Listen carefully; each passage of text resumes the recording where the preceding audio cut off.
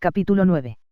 En 1994, cuando Wendy y yo finalmente dimos la espalda a Mahikari, naturalmente quería compartir algunas de mis nuevas verdades con unos pocos miembros.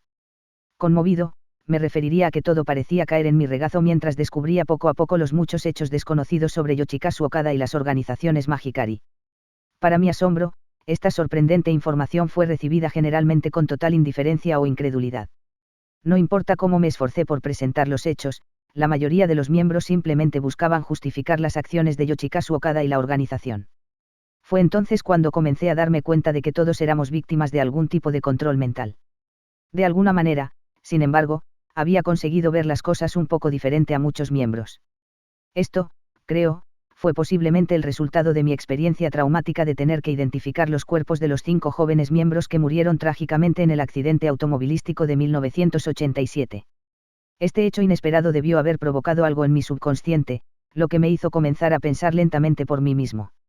Debido a sus desafortunadas muertes, pude comenzar una recuperación muy gradual de mis sentidos, aunque todavía era un ministro de tiempo completo. Supongo que podríamos decir que a causa de ellos ahora son capaces de leer este libro. Cuando renuncié a mi cargo, mi familia y yo quedamos reducidos a ser meros refugiados en nuestro propio país mientras vagábamos buscando un nuevo lugar para instalarnos o escapar. Además de nuestra lamentable situación financiera de estar prácticamente sin dinero, desempleados y con 6 hijos pequeños para apoyar, Wendy y yo tuvimos que lidiar con las profundas fobias del miedo y la culpa. Nuestro principal deseo en ese momento era ser simplemente devueltos de la forma a la que estábamos antes de involucrarnos con la organización, para estar libre de estas fobias. Sin darnos cuenta, nuestras mentes y modo de pensar habían sido alterados involuntariamente por el control mental prolongado. Desafortunadamente, invertir estos efectos no siempre es fácil y requiere mucho tiempo y esfuerzo. Era imposible discutir nuestra situación con nuestros amigos, ya que ellos mismos eran todos víctimas, también. Los únicos amigos que ahora teníamos eran miembros activos de Mahikari. El costo de la asesoría profesional era mucho más allá de nuestros escasos medios, así que no teníamos otra alternativa que simplemente llevar nuestra cruz y hacer lo mejor que podíamos.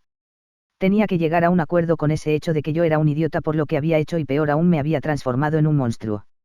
Comencé a leer lo que pude sobre el tema del control de la mente, con una especie de enfoque en la autosanación o autoarreglo de sí mismo.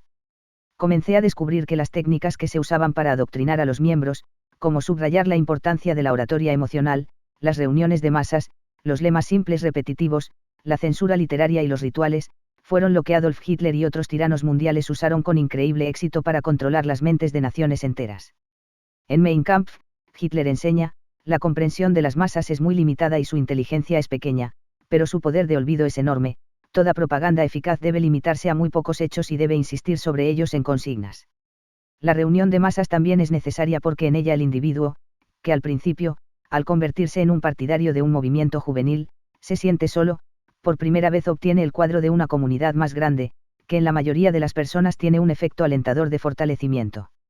En mi opinión, las técnicas empleadas por las organizaciones Mahikari para despertar espiritualmente miembros, son similares a las creadas y empleadas por Adolf Hitler. El efecto sobre la mente altera involuntariamente la percepción de uno, y esta alteración conduce a una mentalidad de medio justifica el fin. Cuando esto ocurre, todo es posible. Por supuesto, cuando uno es una víctima del control de la mente, no aparece de esta manera. Pregunte a cualquier miembro si él o ella es una víctima del control de la mente y simplemente se reirán de usted.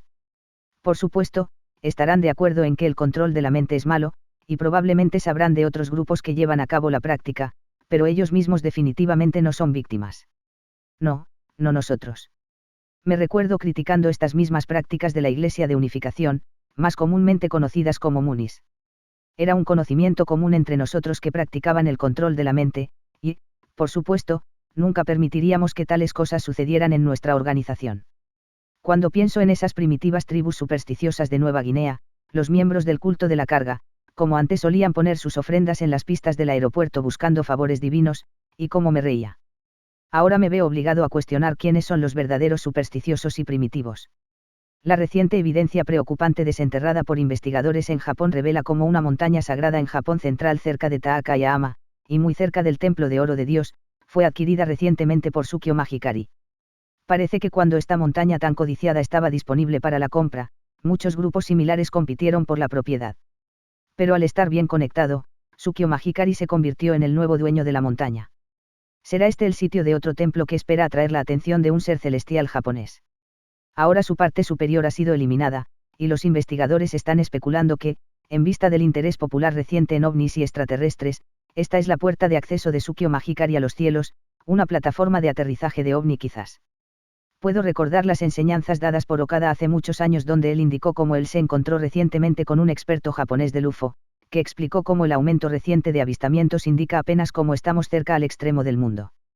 Si volvemos a mirar en el libro de seminarios de los miembros avanzados, el mismo que incluye las 10 páginas de los protocolos abreviados de Sion, vemos 6 páginas dedicadas a cómo, en las eras antiguas en torno a los tiempos de anteriores convulsiones masivas de la naturaleza, los antiguos emperadores de Japón descenderían y ascenderían al planeta en sus naves voladoras de la era divina para colonizar el planeta Tierra. Incluso los nombres de las cumbres sagradas de las montañas se incluyen en estas páginas. Lo que Tsukio Mahikari está diciendo aquí, a los miembros avanzados, es que el emperador de Japón es descendiente de extraterrestres y enviado aquí para colonizar el planeta. Cuando los miembros finalmente llegan a oír hablar de la pista de aterrizaje, si esto es lo que resulta ser, simplemente servirá para impulsar a los miembros en el modo de sobremarcha, con lo que tendrán que esforzarse aún más, de lo contrario los ovnis no vendrán, por lo tanto, siempre propiciando el estrangulamiento de los miembros. La mística que rodea a los líderes Mahikari y el emperador será aumentada aún más. ¡Qué astutos! ¡Qué peligroso! La noción de que el emperador japonés viajó una vez al planeta en ovnis recibe más fuerza de los archivos Takenouchi, de los cuales Mahikari extrae mucho, en donde también afirma cómo Moisés viajó en ovnis al monte Sinaí después de recibir los 10 mandamientos de Dios en Japón después de casarse una de las hijas del emperador. La facción original de Mahikari, Sekai Mahikari Bunmei Kyodan, la facción abiertamente manifiesta que el emperador de Japón se instalará como líder mundial durante nuestra vida, publicó alguna nueva información en su sitio web. Para los no iniciados, el contenido de los primeros párrafos que se encuentran allí puede parecer sin sentido. Revela su plan para realizar la gran ceremonia de toda la raza humana, el 1 de agosto de 1999, en su santuario del Creador Dios, el que contiene lo que puede ser la mayor pieza de oro del mundo, un altar de oro sólido de más de 30 pies de alto. Todos los ilustrados del mundo están siendo convocados para asistir al santuario en ese día, ya que Dios va a purificar todo el mundo espiritual, y los asistentes serán purificados, ya que solo los purificados pueden entrar en el nuevo milenio sagrado. También leemos cómo el 19 de agosto de 1999, los 10 planetas del sistema solar formarán una cruz llamada la Gran Cruz. Según lo que está escrito, esto sugiere el final de la civilización material o primaria. Esta es su manera políticamente correcta de decir que este es el día del Armagedón global profetizado en sus textos, particularmente su libro de revelaciones, Goseigen, el libro de advertencia al mundo. Este libro de advertencia también es compartido por Tsukio Mahikari, y contiene numerosas y claras referencias inequívocas a lo que sucederá a aquellos que no se consideran purificados, por ejemplo, ellos terminarán siendo soplados el tiempo de las bolas de fuego y el caos incontrolable se acerca. Como muchos cultos religiosos japoneses, Mahikari también se dedica a un sistema de numerología diseñado para enfatizar la mano o la presencia de Dios, por ejemplo, el número 4 significa expansión, de Mahikari, a las 4 esquinas del globo, mientras que 4 multiplicado por 4 igual a 16, lo que significa la expansión completa en todo el mundo, y esta es la base de los 16 radios en el centro de sus símbolos, y los 16 pétalos de la cresta divina de la familia imperial japonesa. El 23 de junio, el solsticio de verano en el hemisferio norte, tiene gran importancia, también, siendo la fecha en que Okada ascendió al mundo divino. Según Tsukio Mahikari, otro gran profeta también ascendió al mundo divino ese día, pero 2000 años antes, Jesucristo.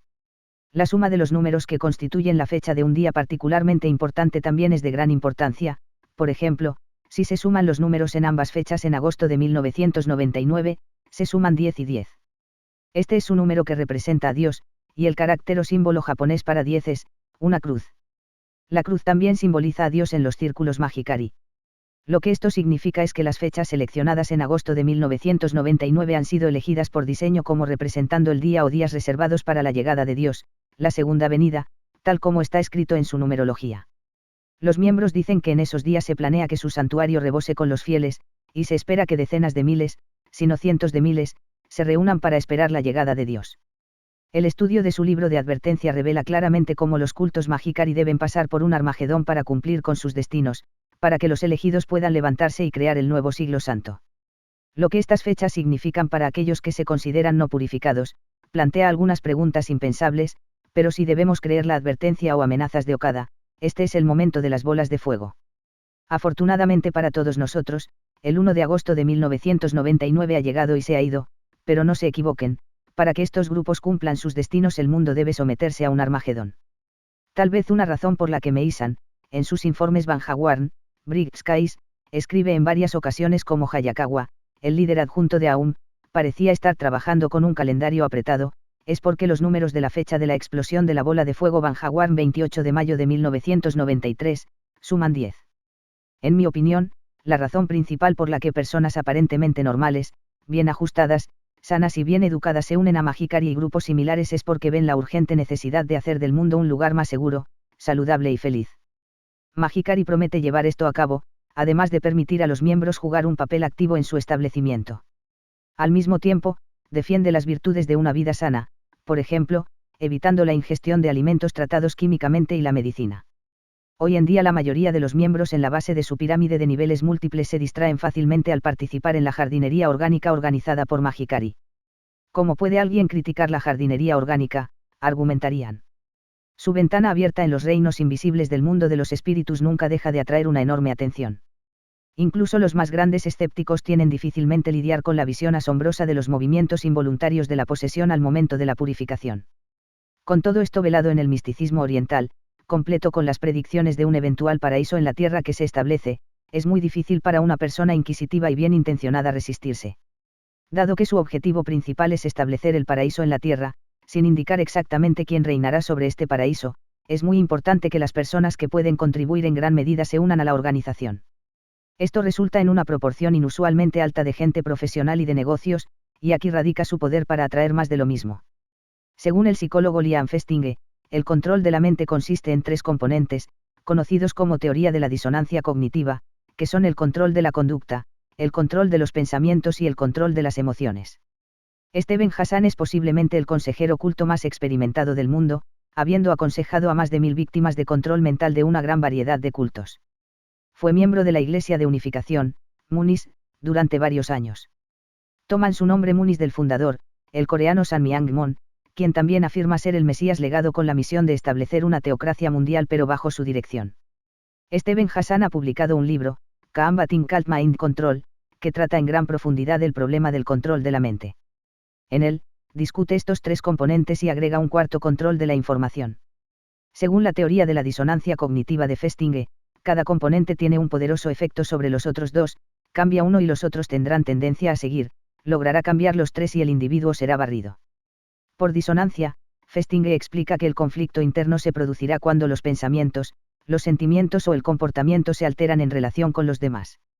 Después de muchas investigaciones, afirma que una persona solo puede tolerar un pequeño cambio en esta relación y que si cambia alguno de los 3 componentes, los otros 2 cambiarán para reducir la disonancia. Dado que la mayoría de las personas que se unen a los cultos lo hacen porque quieren mejorar o cambiar de alguna manera, fácilmente se convierten en víctimas. Esto es especialmente más en los cultos religiosos, ya que muy rápidamente aprenden que esto es lo que Dios quiere que hagan. A partir de este punto, todo es cuesta abajo. Comenzando con el control del comportamiento, era extremadamente fácil cambiar la manera en que los miembros vivían, todo en el nombre de Dios. Los miembros pronto se volvieron muy japoneses, como comer con palillos e incluso cambiar sus dietas para incluir comida japonesa.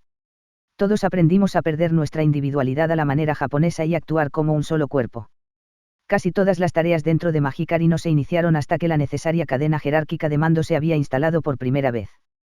Todos aprendimos a arrodillarnos en el suelo durante largos periodos de tiempo, inclinarnos ante nuestros superiores y memorizar la mayoría de los saludos japoneses comunes. Nuestro lenguaje cargado a menudo era ininteligible para un extraño, y la separación con nuestro dinero duramente ganado se conocía como una práctica ascética. Hassan escribe, los líderes no pueden ordenar los pensamientos internos de alguien, pero saben que, si comandan el comportamiento, el corazón y las mentes seguirán. Del mismo modo, el control del pensamiento se logró simplemente por la asistencia regular de los miembros a los seminarios y las sesiones de estudio. Las revelaciones eran vistas como completas y absolutas en sí mismas, y desafiar esto era impensable.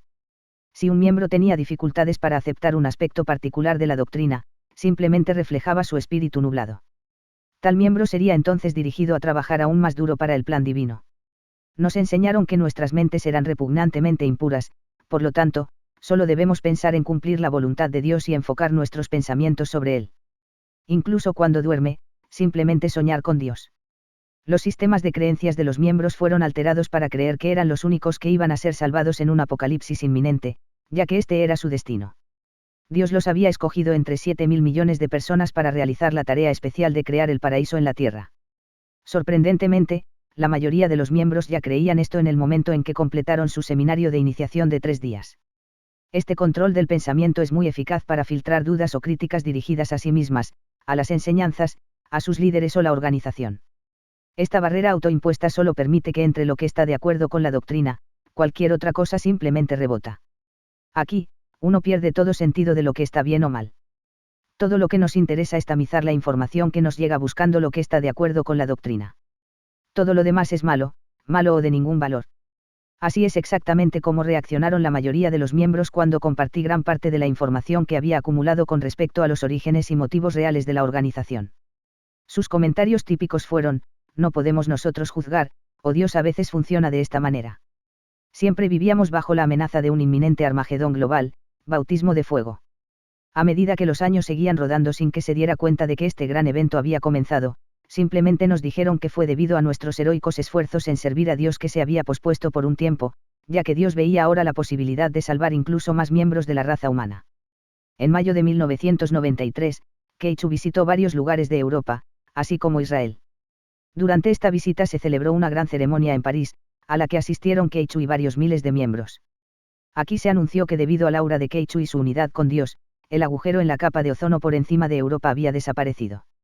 De hecho, se hicieron muchas referencias al control del tiempo, ya que todos nos enseñaron que ese control era un requisito previo de la nueva era santa. Más tarde ese año, el 13 de septiembre, el famoso apretón de manos entre Yasser Arafat y Yitzhak Rabin ocurrió en el césped de la Casa Blanca y fue televisado alrededor del mundo. Mahikari perdió poco tiempo en proclamar el advenimiento de la paz mundial anunciado por la reciente misión guiada por Keichu a Israel. Dios me ordenó que me fuera. Desde el apretón de manos, Israel ha confiscado otras 37 millas cuadradas de la orilla occidental, el doble de palestinos e israelíes están muriendo por la violencia. La población de colonos israelíes en los territorios ocupados está creciendo a un ritmo más rápido. Torturan a los palestinos de forma más brutal y los escuadrones de la muerte israelíes siguen operando en la ribera occidental y en Gaza.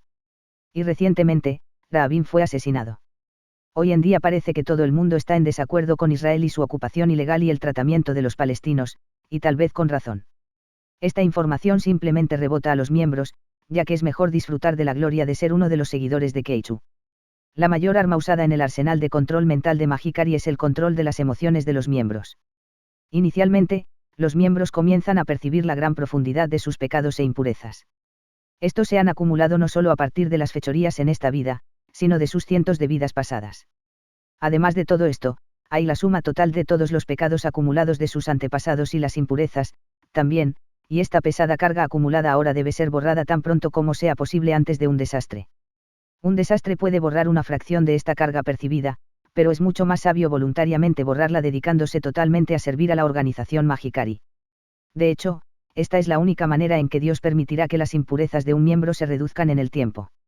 Si los esfuerzos de los miembros no son adecuados, sus antepasados, que están sufriendo en el infierno por sus pecados, se enojarán y buscarán venganza al poseer o incluso matar a sus miembros.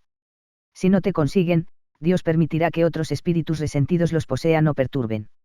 Esto, junto con la misteriosa magia negra, la práctica oculta de movimientos involuntarios de posesión de espíritus, sirve para reforzar fuertemente su temor a los espíritus y a sus poderes invisibles. Yo llamo a esto terrorismo espiritual o chantaje espiritual, ya que total y absolutamente esclaviza a los miembros haciéndoles soportar su peso imaginario y abrumador de pecados e impurezas. Cualquier pensamiento o acción que no encaje con esta creencia es inmediatamente recompensado con los sentimientos agregados de miedo y culpa. Por supuesto, todo el mundo es libre de abandonar Mahikari cuando quiera, y los que lo hacen siempre llevarán mucho de este miedo con ellos, ya que han visto a través de la ventana abierta en el mundo de los espíritus.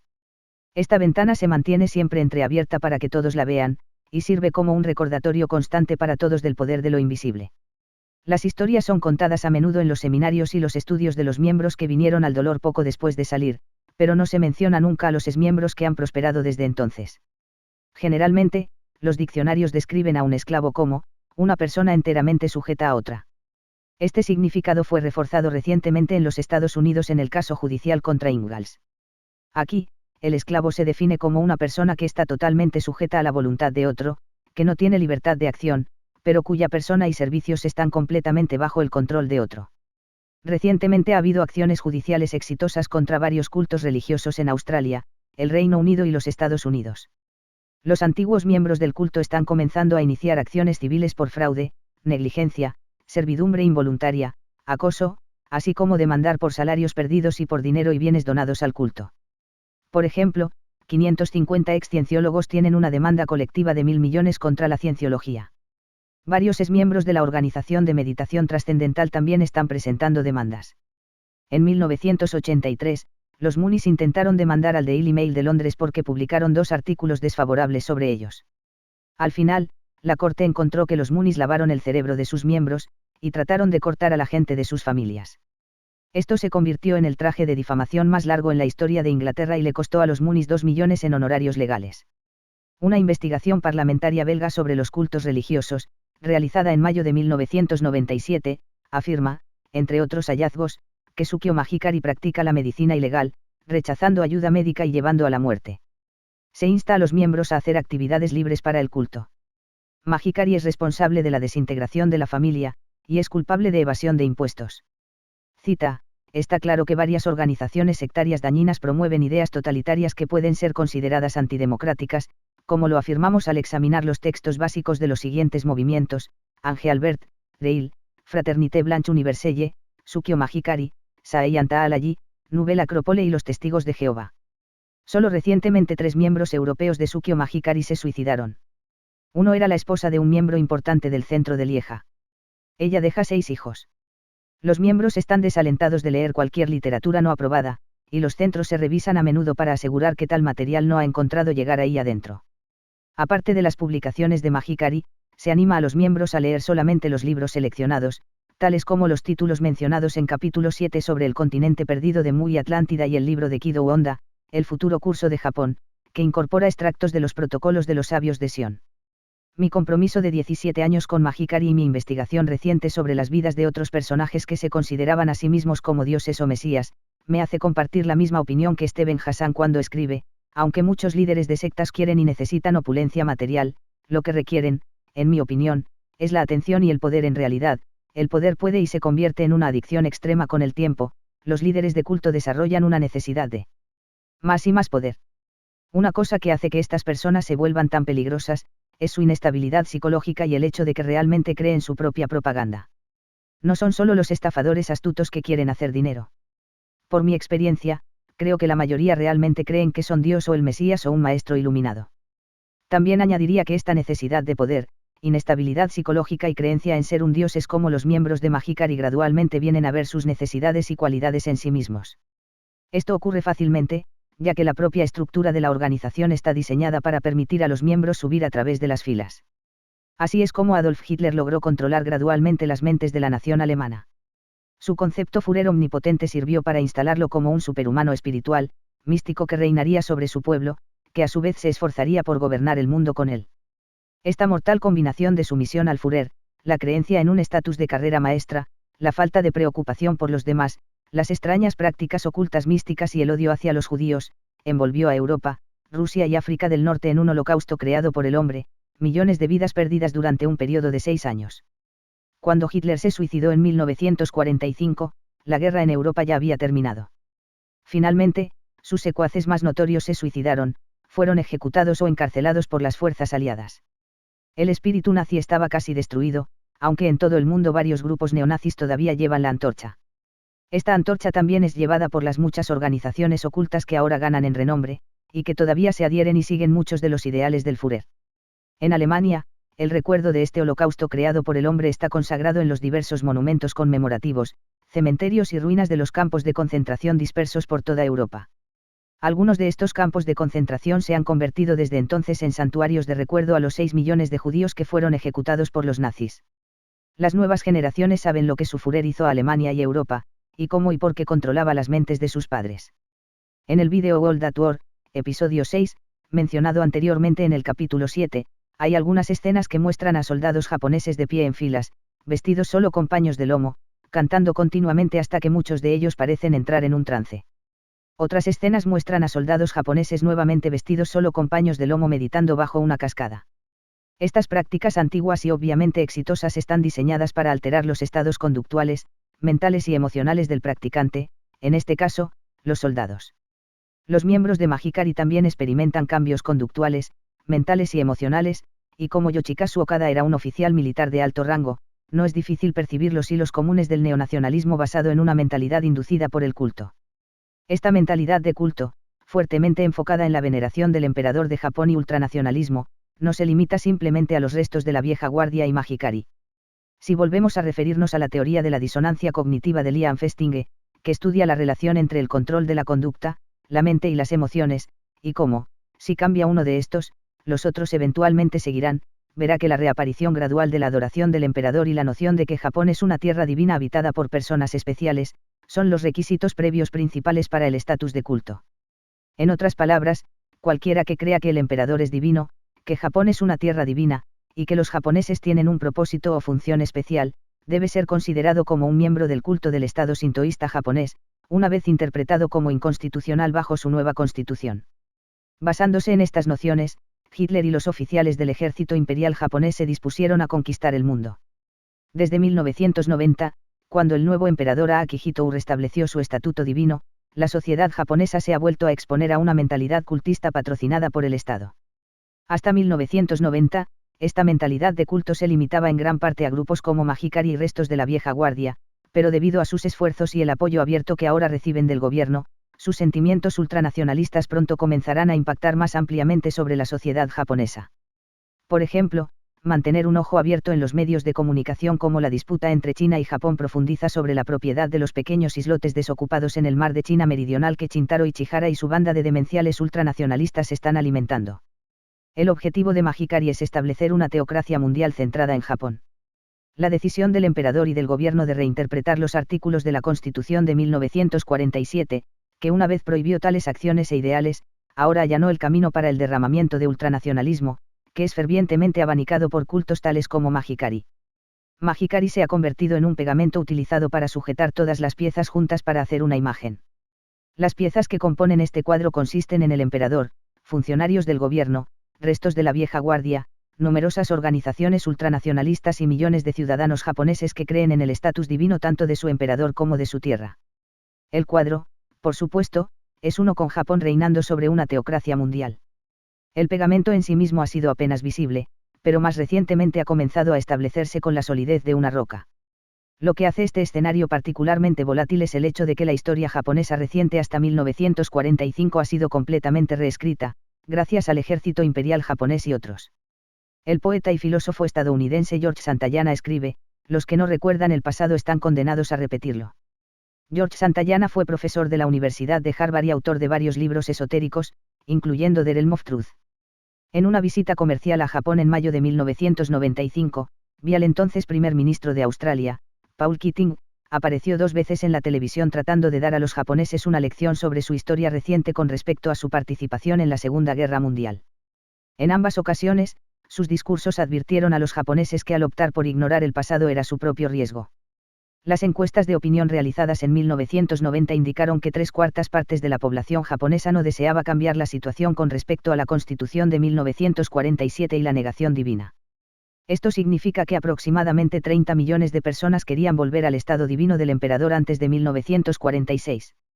Es entre estos 30 millones que encontrarás al emperador, a los oficiales del gobierno, a la vieja guardia influyente y a los miembros de Mahikari.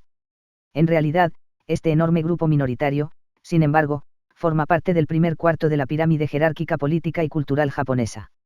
Aquí hay que señalar que menos del 10% de la nación alemana fueron miembros del partido nazi, pero la historia ha registrado fielmente el impacto devastador que este grupo minoritario tuvo sobre la humanidad.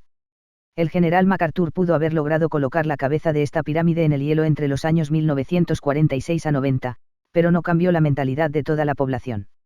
La cultura, la política y la religión japonesas están firmemente basadas en tradiciones que se esfuerzan continuamente por poner todo en su orden y lugar.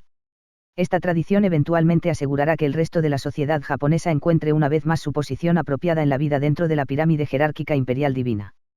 Este modo tradicional de pensar, sentir y comportarse, centrado en un objeto vivo de adoración, es la esencia de la cultura japonesa heredada de sus primeros antepasados. Esta mentalidad, moldeada por la tradición, a su vez controlará las mentes de sus descendientes. En 1987, el gobierno japonés trasladó sin vergüenza sus monumentos conmemorativos de criminales de guerra al santuario de Yasukuni, en el que deben ser adorados como héroes nacionales de ahora en adelante. A partir de 1996, la familia imperial japonesa, el primer ministro y el LDP gobernante visitaron el santuario de crímenes de guerra cada aniversario del Día de la Rendición, para rendir homenaje.